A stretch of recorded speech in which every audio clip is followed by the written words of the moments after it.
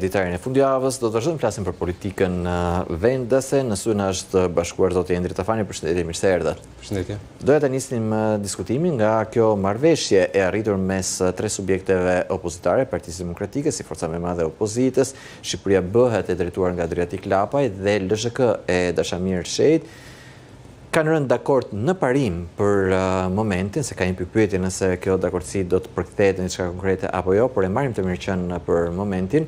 Kanë rënë dakord për të dalë me një propozim të përbashkët dhe për të dërguar këtë mazhorancës në tryezën e bisedimeve për reformën zgjedhore, për të ndryshuar kodin zgjedhor nga proporcional rajonal që kemi aktualisht në proporcional kombëtar me lista të hapura. Llogaritjet, po e diskutonim pak më parë me dy të ftuarit e tjerë, tregojnë që nëse do të merrim të mirëqen të njëjtën numër votash të zgjedhjeve të fundit parlamentare, do të sillnin për Partinë Socialiste rreth 10 mandate më pak, sepse me formulën e re këto do të shkonin më shumë në favor të forcave të tjera, edhe PSD si bashkëpunon me mazhorancën, por kryesisht partitë më të vogla opozitare do të merrnin shumë më tepër mandate nga sa kanë marrë në zgjedhjet e fundit. PD në vetvete do të mbetej pak a shumë në të njëjtat nivele. Dhe këtu më lind pyetja, çfarë e bën PD-n ta pranojë një marrëveshje të tillë dhe çfarë do ta bënte mazhorancën më pas se gjithashtu ta pranonte, se këtu është ende në kuadrin e një propozimi brenda opozitës. Bëra pak një intro të gjatë për të dhënë kontekstin e bisedës. Për të dhënë kontekstin e bisedës, mirë do ishte për shembull që të rikujtonim, edhe duhet bërë komplimenta PD-s se po rikthehet te ideja Bashës, se kjo ka qenë ideja Bashës, nëse mbani mend, para disa vitesh kur ka bërë një propozim për reformën zgjedhore, ka qenë Basha kam dëgjuar edhe për mazhoritar të flasë, po ka qenë për proporcional kombëtar. Pra, proporcional kombëtar me lista të hapura. Kështu që në do që rrotullohen prapë, domethënë nuk arrin që të gjejnë diçka më mirë se sa Basha. Po të shikosh.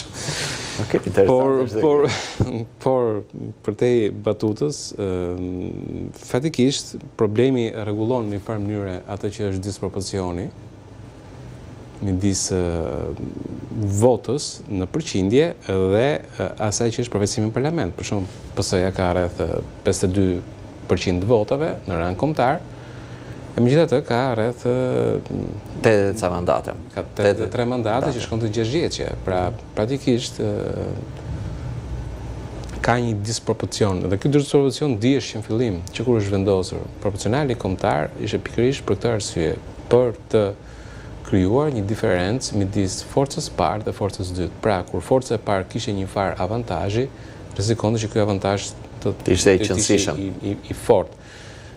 Dhe forca e dytë, dhe kjo ishte e keqe, që forca e dytë pastaj normalisht me pak disavantazh mund të kthehej në një, po themi, një forcë e cila të humbte më tepër se sa meritonte në ajo. Një diçka e tillë ndodhi për shembull edhe tani në Hungari, kur forca e parë, domethënë, nuk është se kishte një diferencë të madhe, partia opozitare që fitoi zgjedhjet me Partinë e Orbanit, megjithatë për shkak të sistemit elektoral, arriti të marrte 2/3 në parlament. Pra që dita këto janë sajime në të cilat i shiten popullit në emër të stabilitetit. Pra thot, qeveria është më stabil. Dhe duke qenë se është qeveria më stabil, do kemi qeverisje më të mirë. Problemi është që ne nuk kemi vujtur ndonjëherë në qeveria jo stabil. Jo stabil, ne kemi vujtur në qeveria stabil. Pra, kur qëndron e njëjta qeveri për një kohë gjatë në pushtet, e kam vërtetuar që ka qeverisur më keq se sa në ato raste kur kemi pasur qeveri koalicionesh apo kur kemi pasur qeveri që kanë ndryshuar. Po themi, nëse mbani mend, ka qenë koha e Fatostanës me Ilir Metën, me Pandeli Majkon, pra që ka pasur disa lëvizje kryeministësh në atë kohë. E megjithatë, ka qenë një periudhë në cilën Shqipëria nga parametrat makroekonomik ishte goxha mirë, dhe shumë më mirë edhe në niveli demokratizimit dhe në niveli debatit politik i atyre që janë prodhimi që ishte në parlament i legjislacionit gjëra, ishte shumë më mirë. Pra, pse e them këtë? E them këtë sepse prap do shitet e njëjta gjë në kuadër të stabilitetit. Pra, stabiliteti është ai elementi kryesor që kërkon çdo kryeministër, dhe stabiliteti që i shitet popullit si diçka e mirë, që për mua është diçka e keqe, normalisht është konsolidimi i pushtetit komunistit. Dhe ky konsolidimi i pushtetit komunistit vjen nga fakti që sistemi është proporcional. Që do të thotë ti duhet patjetër të konkurosh me një parti. Individi zhduket totalisht. Pra në një sistem që është proporcional, individi nuk ka më asnjë vlerë. Ka vetëm emër, pra kryetari i partisë të vendos emrin apo s'ta vendos emrin, dhe pastaj ti do të kesh jashtëzakonisht të vështirë të konkurosh nëse ti je një individ i thjeshtë. Shqipëria duket sikur ka provuar pak a shumë, nuk po them gati të gjitha sistemet, po aty afër. Dhe më i miri ka qenë ai i përparshëm. Majoritari, proporcional. Po majoritarin ju e mbani mend me siguri përse e hoq, më të paktën pse u tha atëherë, sepse ishte një mënyrë mjaft e lehtë që të fortët njerëzit komandonin në zona të caktuara përmes paras apo kontakteve dhe misive me grupe kriminale kishin shumë të lehtë të hynin në parlament. Dhe gjithsesi hynë në parlament pyetja më thjeshtë është kush ka qenë parlament më i pastër, ai i po themi i 2005-s apo parlamenti i 2025-s? Nuk është se kemi pasur element kriminal, aq sa kemi me këtë sistem që kemi tani. Dhe është shumë e vështirë për të futur një kriminal.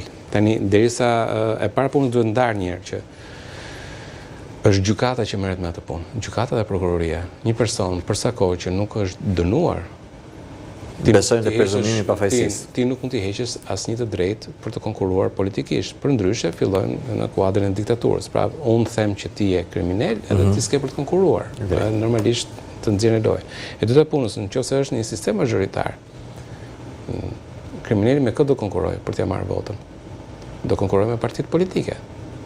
Kështu që ata kriminalë që ne i themi të lidhur me PS-n, tani nuk do marrim më vota jashtë PS-s, siç ndodh tani në këto momente, për shembull, kur merr çfarë marrin ata të PS-s dhe jashtë PS-s fillojnë të blihen vota për ata që janë persona të lidhur me krimin, dhe që po themi futen në parlament. Në momentin kur për shembull është një PS-s, një PD-s, edhe një kriminal, po e kapim sikur është kriminal, në të njëjtën zonë zgjedhore, kujt do i bëj dëm ky kriminali?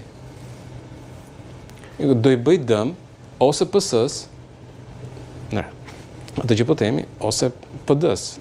Apo jo, këto janë opsionet. PD-s jo dhe ai sepse nuk është se është e lidhur, po themi, me krimin, për ai sa shikohet. Atë do i bëj dëm PS-s. Dhe kjo, dhe nëse do i bëj dëm PS-s, çfarë të keqe ka për PD-n, që një kriminal të bëj dëm PS-s në atë zonë zgjedhore.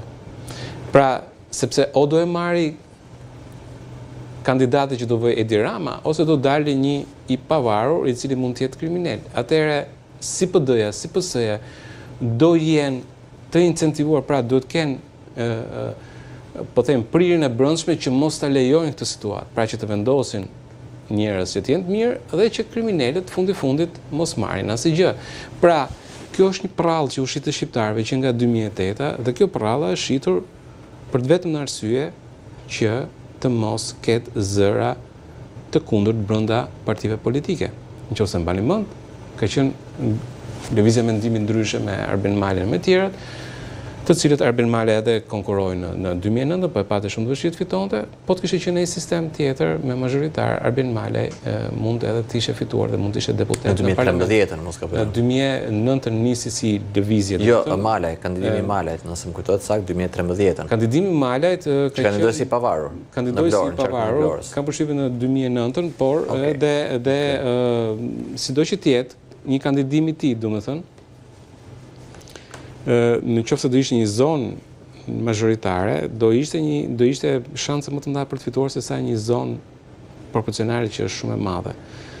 Sepse është shumë e vështirë të fitosh në një qark. Për shembull, nëse do jesh tani në Tiranë ti dhe do që të dalësh si i pavarur në Tiranë, ti duhet të bredhësh, të takosh 3 vota, pra të marrësh 3 vota në Shkozë, 2 vota do shkosh në Vorë, 1 vot do shkosh deri në Kavaj. Po pasi mbledh këto votat, siç pam për shembull dhe tabakun, ke dhe gojë të flasësh. Po mund të kesh gojë të flasësh, por problemi e para punës ata nuk është se kandiduan të pavarur.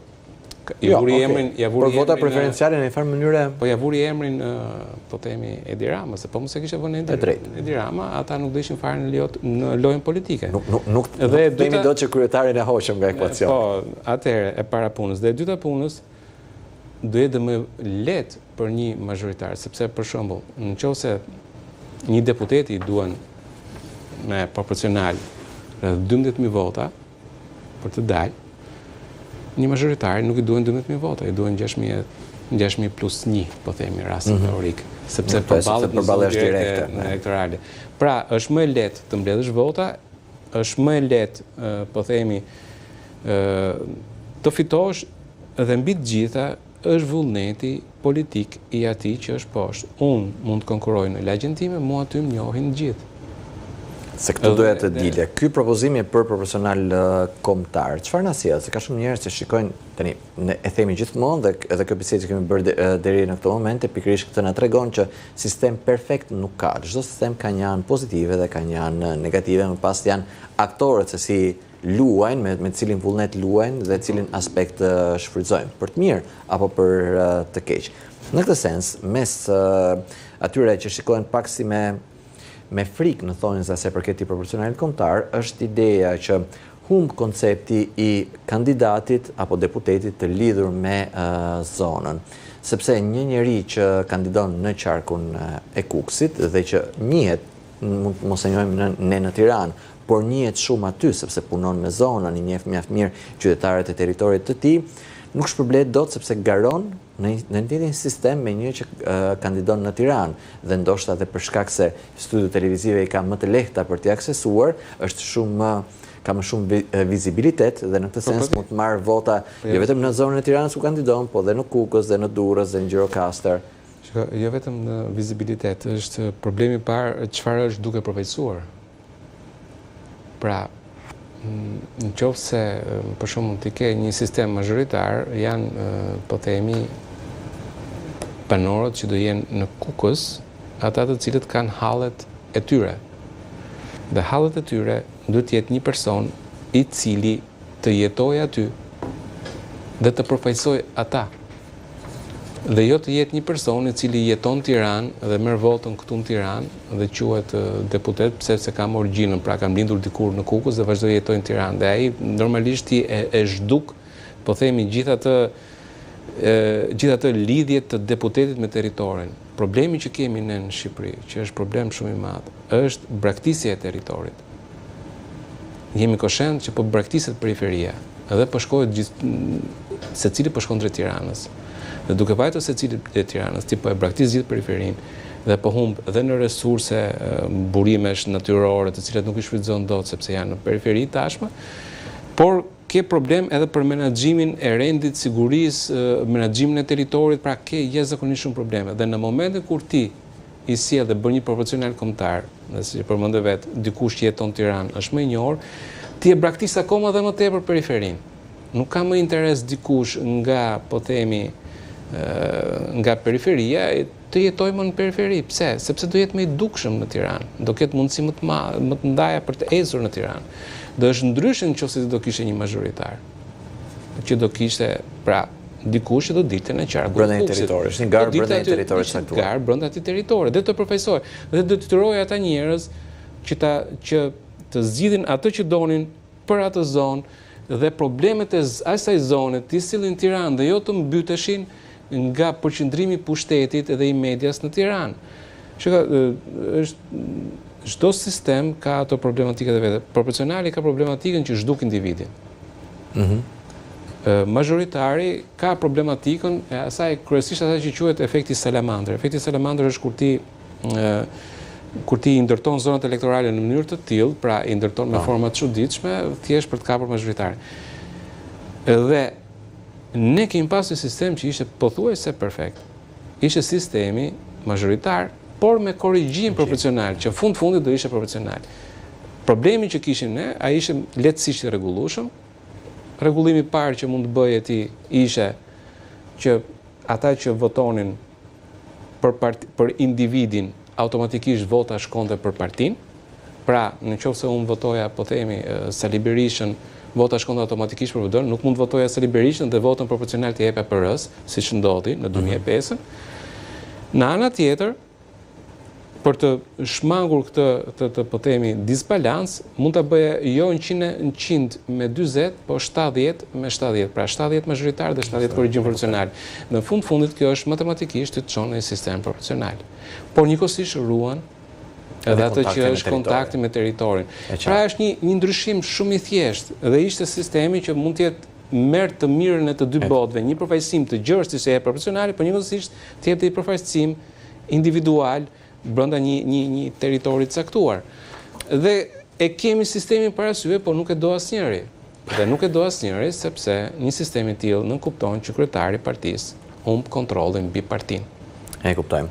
Gjithsesi, meqense te ky propozimi që kemi dëgjuar këto ditë nuk përmendej niveli i një pragu. Nuk e di nëse këndvështrimin tuaj a duhet të ketë një prag, cili do të ishte pra gjithmonë në këndvështrimin diçka jo perfekte, si mund ta bëjmë pak disi më të mirë.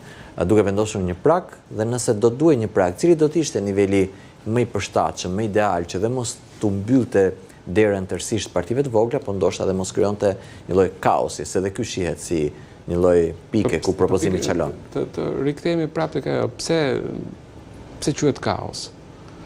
Në kuptimin e stabilitetit, që thatë pak më herë. Po është pikërisht e pra, në emër të stabilitetit mundohet të zhduket çfarë do lloj alternative dhe mundohet të rritet artificialisht përqindja e partive të mëdha. Pra, nëse ti më vën një prag, po themi 1%, dhe janë 100 deputet, po themi, mund të marrësh një deputet. Nëse ti vë prag 2%, 3% apo 5% për shembull në Turqi ka një prag që është 10%. Që është prag goxha i madh. Me një prag 10% për shembull zhduken gjithë partitë e tjera dhe votat e tyre ndahen midis partive të mëdha. Dhe një gjë e tillë mund të ndodhë edhe në Shqipëri. Pra, po e bëjmë një proporcional thotë, po në kuadër të stabilitetit, e kupton? Pragun ta vëjmë të lartë që partitë janë të forta, e kupton, që të përfaqësojnë vullnetin e popullit. Na është gjë shumë, domethënë kjo gjëja bajate me lozin e stabilitetit që i tundet si i shkopi i hipnotizuesit, si ajo lavjersi që i bën njerëzve dhe thonë stabiliteti, dhe nuk ka më kuptim stabiliteti. Shqipëria nuk do të jetë stabilitet në qeverisje, për mendimin tim. Nuk duhet të ketë. Nuk duhet të ketë stabilitet në qeverisje. Ne vuajmë nga qeverisjet në të cilat 4 vjet të jeshtë nuk ndodhet si gjë. Ne nuk vuajmë me ato qeverisje në të cilat një grup deputetësh nuk e mbështetin më kryeministin. Po gjithmonë këtu shikojmë këtë rrezikun, për shembull merret gjithmonë shembulli i Italisë. Ka qenë një periudhë në historinë e Italisë, dhe mos pas viteve 90, ku qeveritë italiane ndroheshin çdo 6 muaj. Merret si shembulli atij që kush do të ishte rreziku. Dhe si ka ecur ekonomia e Italisë? Kërse është në dihet më të mira. Si ka ecur? Ishte për shkak të atyre zhvillimeve. Si ka ecur ekonomia? Si ka ecur niveli demokratizimit? Si është? Po, është pjesë e gështat. Është vendi një vend më të pasur. Është një nga vendet me të cilat demokracia është një nga vendet që lufton mafian jashtëzakonisht fort. Është një nga vendet që problemi korrupsion ka siç ka çdo vend tjetër, po është më mirë se ne. Atëherë më thuaj kush është problemi i këtyre 6 muajve që zgjasin qeveritë e shkurtra? Sepse duhet marrësh një shembull, për shembull, duhet gjesh një shembull në cilën qeveritë qëndrojnë pak dhe normalisht kanë pasur problematik shumë të madhe për popullin poshtë. Pra e kanë bërë më të varfër, e kanë bërë më të shkatruar, kupton? Problemi vjen gjithmonë nga momenti kur pushteti nuk qëndron në duart e një person. Kur është stabil, në emër stabilitetit, për shembull, gjithë diktaturat që janë sot në botë janë më stabil se sa kurrë, në kuptimin që është një person, ke një qeveri stabil, e megjithatë çfarë ndodh? Po të shikosh, indekset e korrupsionit janë më të mëdha në ato vende të cilat kanë qeveri stabil, diktatura. Më stabil se diktatura nuk ka ku të shkojë. Dhe janë në ato vende ku janë diktatura ushtarake, Afrika, e tjerë, pra ke vende në të cilat ky stabilitet që propagandohet si diçka e mirë, qëndron. Është diçka e cila e hedh poshtë gjithë tezën e stabilitetit, domethënë. Shqipëria nuk edhe në tavolinë kur ulesh për të bërë bisedë me njerëz, nuk kemi të gjithë që kemi mendime një lloj. Kemi të gjithë mendime ndryshe. Mund të bijem dakord për disa gjëra, mund mos bijem dakord për disa gjëra tjera.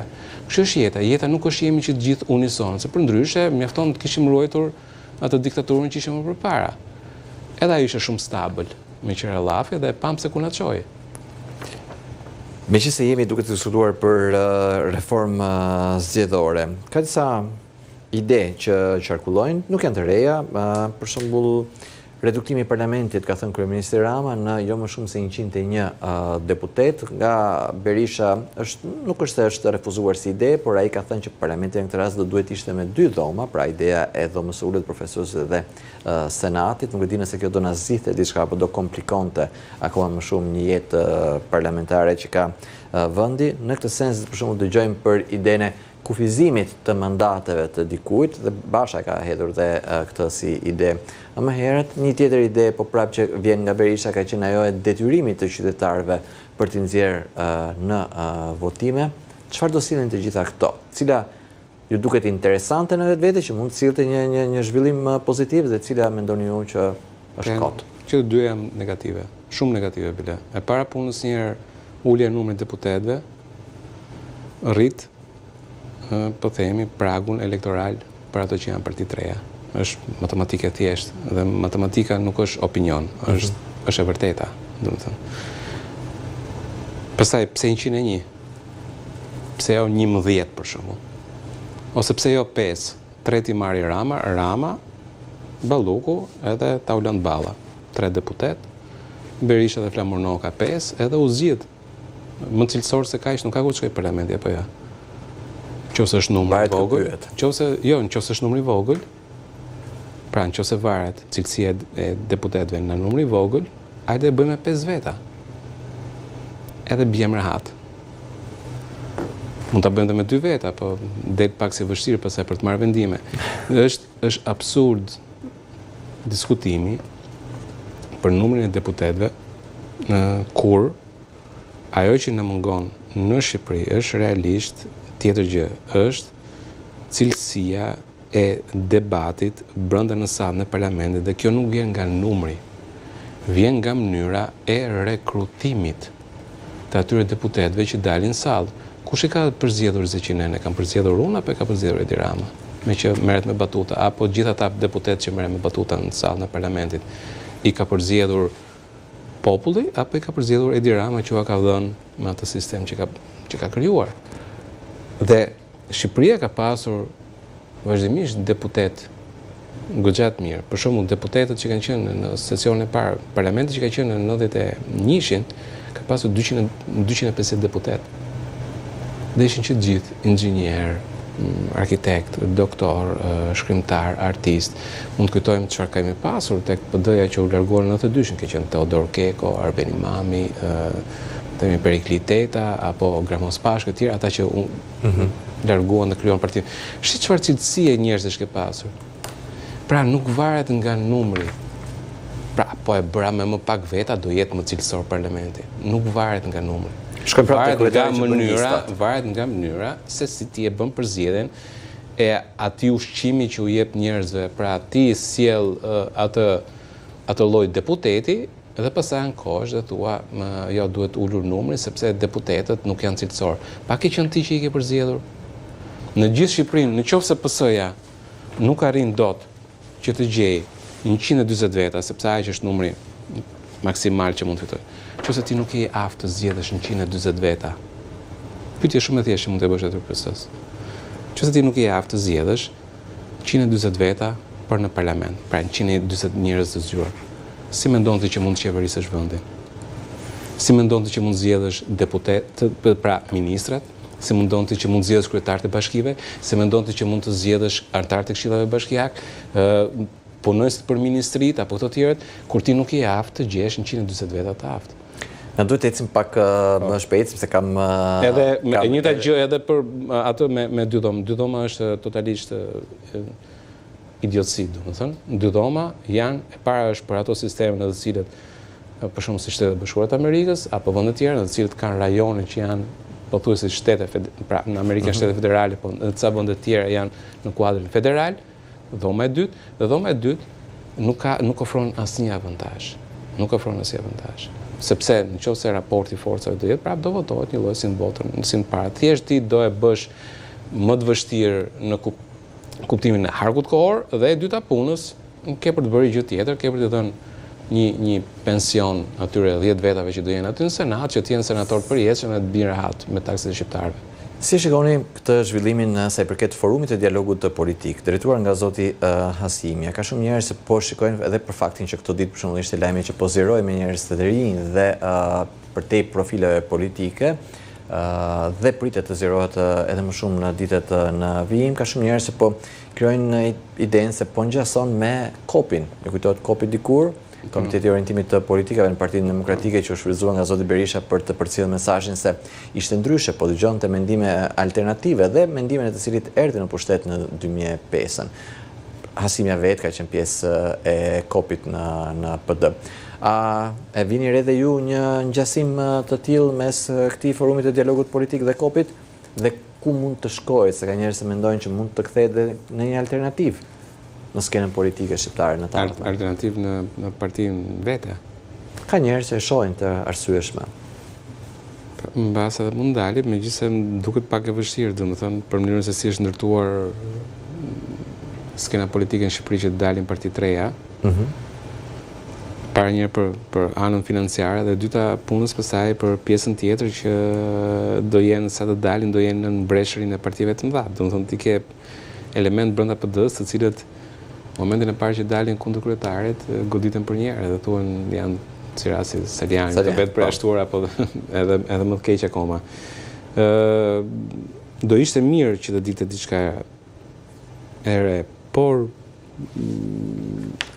për mua ka parti ekzistuar, për shembull ti ke parti mundësia nëse do të angazhohesh, për shembull, edhe nëse ke po them dëshirë, mund ke një spektër të gjerë të partive që janë ekzistuese. Por ne dje kisha të ftuar Ardian Ndreca, akademikun Ardian Ndreca, që për shembull thonte opozita është instrumenti i dukshëm i pafuqisë së shqiptarëve dhe shikoj shumë njerëz që thonë që pavarësisht se skena politike në numër ka shumë parti, ka shumë subjekte, në thelb, në vetvete nuk ka një larmishmëri ofertash.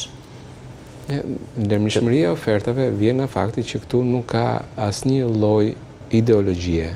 Pra, në Shqipëri ka humbur debati mbi ideologjinë. Edhe kur bën edhe në studio televizive, për shembull, sa herë që bëhen debate politike, kalojnë më tepër në akuza personale, ti ke vjedhur, ti s'ka vjedhur, jo keni qenë ju, keni qenë ne, dhe asnjëherë nuk diskutohet në ana ideologjike. Pra, a është e drejtë që ky tatim të jetë kaq?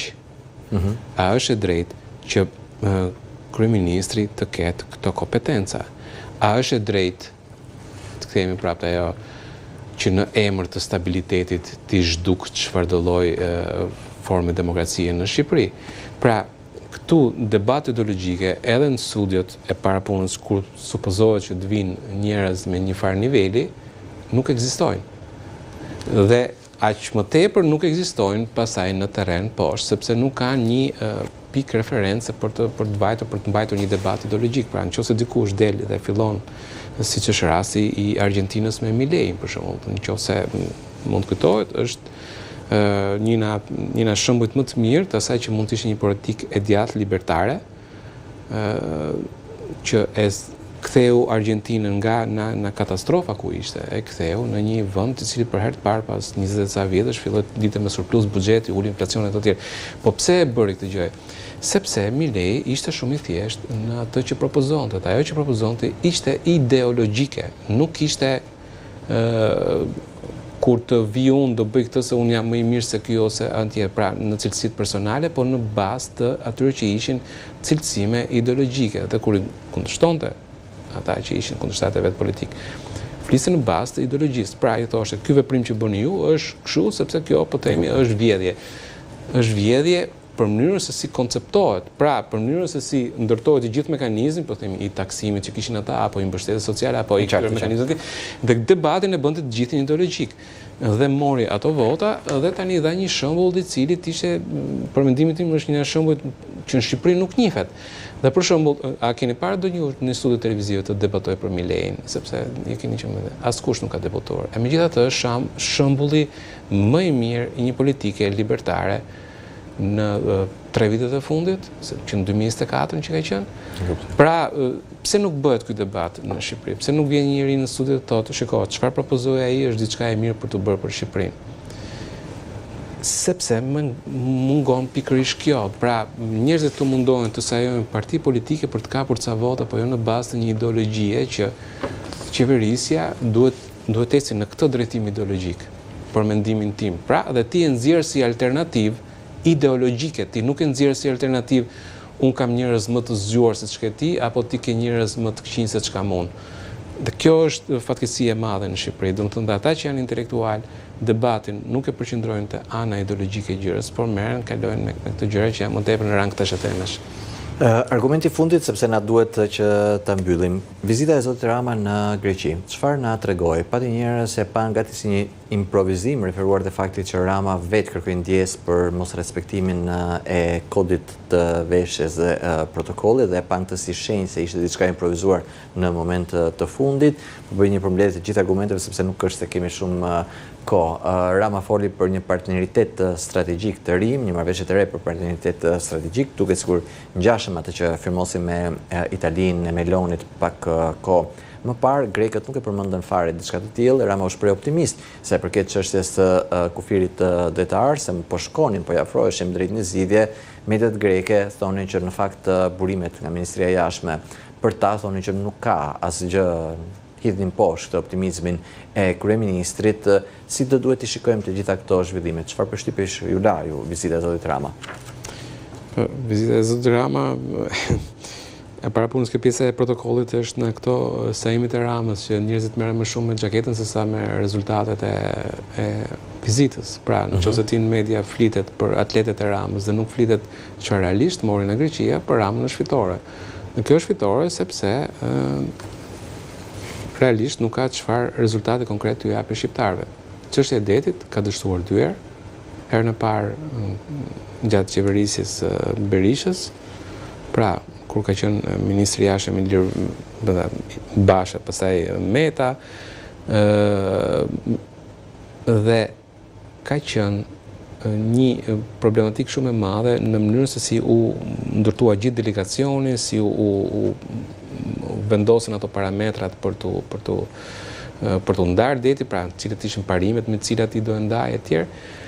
Dhe herën e dytë dështoi kur qeverisja ishte e Ramës. Pra të dy qeverisjet kanë dështuar në këtë gjë. Rama hodhi poshtë idenë e një kampi refugjatësh në kufi, siç bëri me Italinë, tha ekskluzivitet që kemi vetëm për shkak të marrëdhënies historike me Italinë, sepse është kjo ideja që çfarë do të ishte i gatshëm të lëshonte Rama për të marrë diçka në këmbim për integrimin, sidomos nga Greqia. Dhe tani po mendojnë njerëz, lexoj që ka shumë njerëz mendojnë që mund të jetë i gatshëm teorikisht zoti Rama të lëshojë një marrëveshje sa i përket çështjes së kufirit detar në këmbim të votës greke apo heqjes së vetës greke sa i përket procesit të Problemi kryesor që kemi me Greqinë është pikërisht kjo. E para njëra është çështja e kufirit detar. Dhe ti nuk mund të futesh në Europë pa pasur një kufir detar të qartë, sepse pastaj edhe marrëdhëniet ekonomike që të ndërtosh është zona e shelfit ekonomik poshtë, ose zona e ekskluzivitetit ekonomik që quhet ZEE, pra në hapësirën detare duhet të jenë përcaktuar e qartë përpara se të futesh në Europë. Dhe kjo është hapi më i madh dhe pra pengesa më e madhe që mund të bëj Rama, dhe me aq sa ka treguar Rama, ka qenë i paaftë për ta bërë këtë gjë, se çfarë mund të lëshoj tjetër në drejtim të kampit refugjatëve apo tjerë. Shqipëria nuk është në ato nivele ekonomike që të mund të mbajë emigrant të tjerë, domethënë sidomos ata që vinë nga Greqia. Dhe keqja është në dallim nga, po themi, nga Italia, me cilën ti mund të kesh në një farë përfitimin, nga Greqia ti nuk ke asnjë lloj përfitimi, sepse ekonomia e Greqisë është e tipit tillë që është vetë duke vuajtur që nga kriza që ka pasur, që nga mashtrimi me bilancet, pastaj u prek prapë nga kriza financiare e tjerë. Pra, nga ana e fuqisë ekonomike dhe politike, Greqia nuk ka të njëjtën peshë si Italia, kështu që ne nuk mund të bëhemi, po them, nuk mund të kemi një përfitim të madh edhe sikur të lëshojmë diçka. Ajo që ne kemi përfitim të madh, cilën duhet ngulim këmbë, është pjesa e territorit. Pra, në territor A jemi të gatshëm të lëshojmë territor në këmbim të vetës? A jemi të gatshëm të lëshojmë territor? Tani më është marrë një vendim që kjo çështje ka përcaktuar në gjykatë, dhe nuk më duket gjë e mirë që të çohet në gjykatë, përsa kohë që gjykata ka për të marrë procedurën e 2 tentativave që kemi bërë ne, dhe në këto 2 tentativa ne kemi pasur problematikën që kemi rënë dakord për parime të cilat na dëmtonin në zgjidhjen e çështjes. Pra, në qoftë parimi brazlergësisë e tjerë, trajtimi i zonës shishullore njëlloj si zona kontinentale, këto janë disa parime në të cilat gjatë negociatave që kemi bërë 2 herë, ne i kemi pranuar dhe pastaj nuk e kemi zbatuar marrëveshjen se ka qenë gjykata kushtetuese. Dhe tani kur shkosh ti në gjykatën ndërkombëtare thotë prit një herë, për çfarë keni rënë dakord parimisht? Okej. Dhe nëse mbi cilat parime keni rënë dakord të diskutoni. Po, bravo. Dhe ky është risku më i madh në gjykatën ndërkombëtare, që parimet që të cilat ne kemi rënë dakord në 2 herë që kemi pas tentativa, janë parime të cilat na kanë dëmtuar. Dhe kjo gjë mund të na rrezikojë shumë edhe në gjykatën ndërkombëtare, që mund të humbin territor. Dhe kjo është gjë më e madhe. Pastaj, për sa i përket integrimit BE apo humbjes territorit, Shqipëria edhe BE me mënyrën se si po ecin e këto tjerët është nuk do preferoje të futesh në BE përpara se të humbja territorin. Nuk do preferoje. Jo, në asnjë mënyrë. BE është një mekanizëm i cili është, po themi, i përkohshëm, pra ai sa mund zgjasi, sepse mund edhe të mos zgjasi, siç po thoshim NATO ishte i përhershëm, tani po shohim që edhe NATO. Ndërkohë që territori ose të drejtat që ti pranon apo kufit që ti pranon, pak a shumë janë pretendime që pastaj do jenë historike dhe do qëndrojnë për një kohë jashtëzakonisht të gjatë. Në moment që ti lëshon një territor që shumë vështirë ta marrësh mbrapsht. Kurse të futesh në një organizat, mund edhe të dalësh, mund edhe të mos kesh ndonjë përfitim, pra, siç e bëri Britania këto tjerë. Kështu që është një çështje e cila është realisht nyja gordiane, të cilët kam përshtypjen që as Rama vet nuk e zgjidh dot. Shumë interesante, është një temë që fakt të kërkon më shumë kohë që ta detajosh, por shumë interesante në vetvete, ndoshta do ta kemi temë bisede një herë tjetër, sepse sot më duhet t'ju falenderoj për kohën që na dedikuat dhe analizën tuaj, kemi mbritur në përfundim të minutazhit që kishim në dispozicion. Shumë faleminderit. Faleminderit ju. Këtu mbaron dhe pjesa e parë e editarit të fundjavës për sot, pas pak minutash është edicioni i lajmeve, ndërkohë që pjesa e dytë e editarit kthehet në orën 14. Faleminderit që na ndoqët.